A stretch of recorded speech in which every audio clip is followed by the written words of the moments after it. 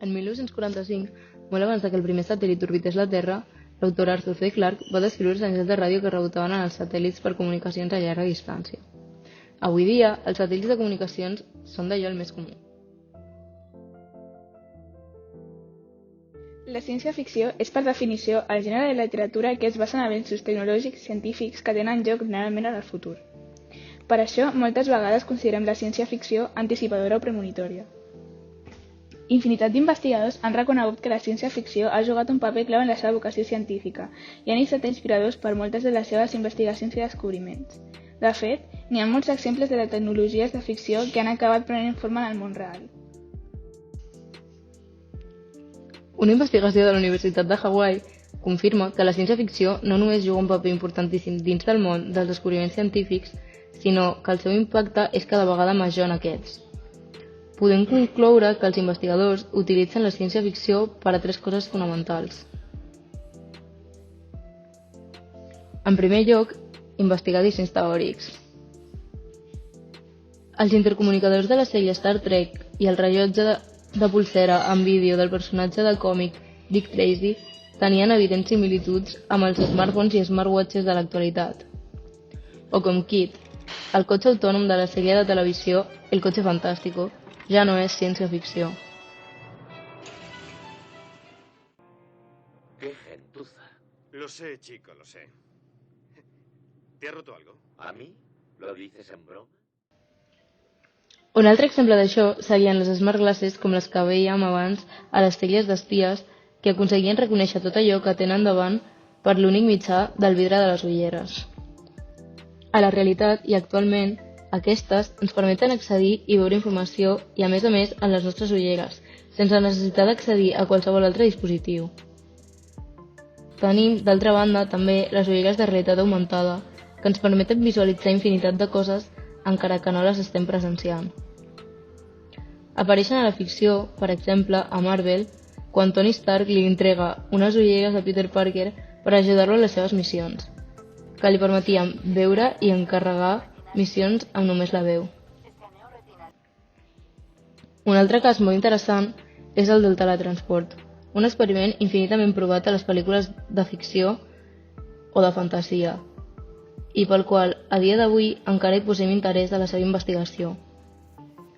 Ara per ara pensem que l'exemple de ciència-ficció que més s'apropa al que podria ser un disseny real d'aquesta idea és el de la pel·lícula La Mosca, el 1986, que ens ensenya el resultat d'una errada en una prova d'aquest experiment de teletransport, on, després de diverses proves, un científic s'intenta utilitzar a si mateix com a subjecte per al seu invent i queda tancat dins de la màquina dissenyada amb una mosca, i en teletransportar-se, els seus cossos muten en un sol.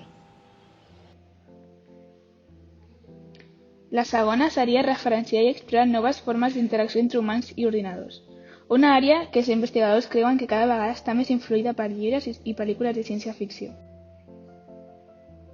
Les pel·lícules, els espectacles i les històries de ciència-ficció són una font d'inspiració pels principals i futurs reptes de la interacció humà-màquina dels nostres temps. Per exemple, a partir dels debats sobre interfaces que canvien de forma implants o ètica digital al més enllà, afirma la investigació. La interacció persona-ordinador és la disciplina dedicada a dissenyar, avaluar i implementar sistemes informàtics interactius per a la utilització humana i a estudiar els fenòmens relacionats més significatius. Un paper clau dins d'aquesta interacció persona-ordinador els tenen les intel·ligències artificials, que tracten de reproduir la ment humana al sistema d'una màquina, normalment amb l'objectiu de facilitar-nos la relació amb la tecnologia i així obtindre millors resultats d'una forma més senzilla. L'intel·ligència artificial també trobem infinitats d'exemples dins de la ciència-ficció, des d'abans de tenir-ne de reals, cotxes, naus, ordinadors i lleis que parlen i reconeixen els seus propietaris en qüestió, que alhora són els nostres protagonistes. Un dels nostres exemples d'això és el superordinador HAL, dissenyat per a la pel·lícula 2001 Una odissea en l'espai, el 1968. Per fer-ho possible es va anar fins a Oxford per contractar com a assessor a un professor de matemàtiques anomenat Irving John Good, qui va publicar 2 de les seves fundacionals d'aquest camp, especulacions sobre la primera màquina ultraintel·ligent i la lògica de l'home i la màquina. Aquest científic, a més, va ser un dels primers en parlar sobre la teoria de l'explosió de la intel·ligència i la singularitat, i en afirmar que la creació d'una màquina al nostre nivell intel·lectual la convertiria en l'últim descobriment de la nostra espècie.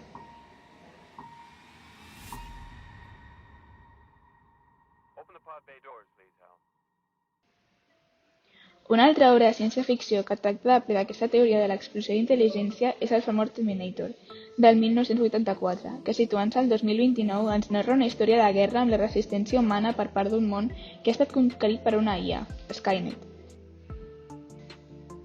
És un clar exemple de les dificultats que suposaria que les màquines tinguessin aquesta capacitat de reproduir-ne altres similars a elles, seguint el seu criteri implantant tan equiparat a l'humà. The Terminator. Tot i la notable popularitat de la singularitat, no tothom pensa que això sigui factible. La gran experta en la IA Margaret Boden afirmava en una entrevista per al diari El Mundo: cal examinar la natura de la IA, fer un balanç d'on som i intentar vislumbrar el futur, tocant de peus a terra i sense caure en escenaris de ciència-ficció. Pensar que amb l'IA pots resoldre conflictes tan humans com el del Primer Orient és totalment ridícul. Els que creuen en la singularitat ignoren les limitacions de la IA actual.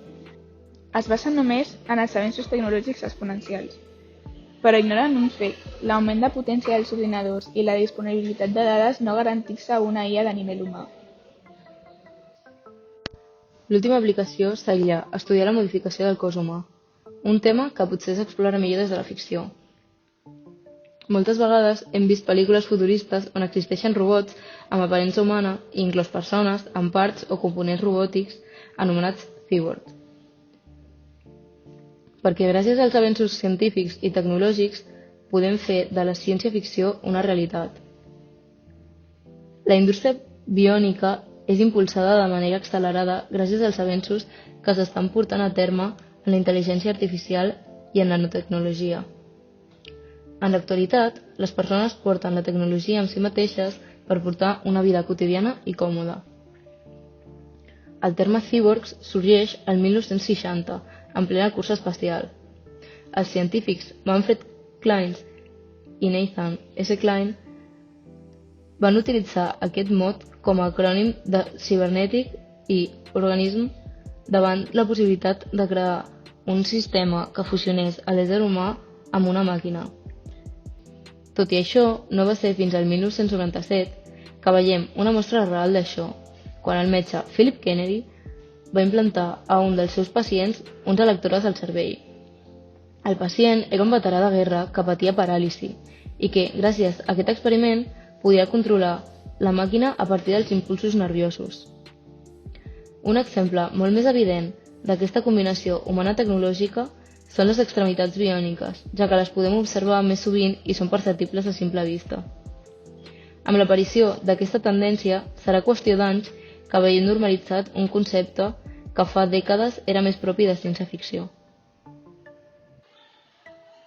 Uns exemples clars d'aquests cyborgs són, per exemple, quan l'any 1977 es va estrenar la primera pel·lícula de la saga Star Wars, que actualment és la quarta en ordre. Aquesta introduïa un personatge que es convertiria en un dels més famosos en l'actualitat, Darth Vader. Aquest és el primer cyborg presentat en la saga.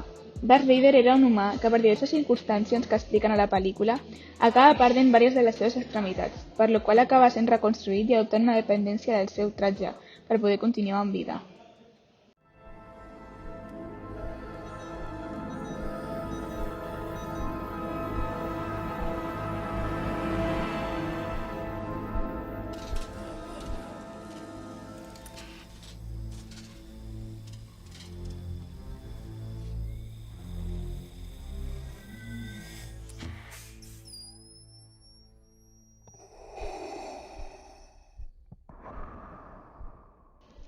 Alita Battle Angel és una pel·lícula produïda per James Cameron, el mateix productor de Avatar. La protagonista, anomenada Alita, és el cyborg d'aquesta pel·lícula. En l'any 2563, després de que la Terra fos devastada per una guerra, el científic Dr. Dyson es troba amb un cos d'una cyborg, sense cos, amb el cervell humà intacte, mentre buscava persona de deixalleria. És ell qui l'anomena Alita, en honor a la seva filla morta.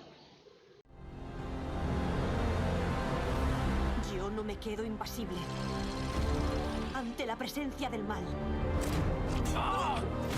Ella amenaza el orden natural de las cosas.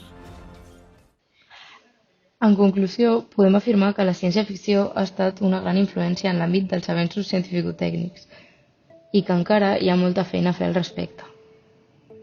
Sembla ser que les persones tenim plena fe en aconseguir materialitzar tot allò que hem pogut imaginar, i el cas de la ciència no és una excepció.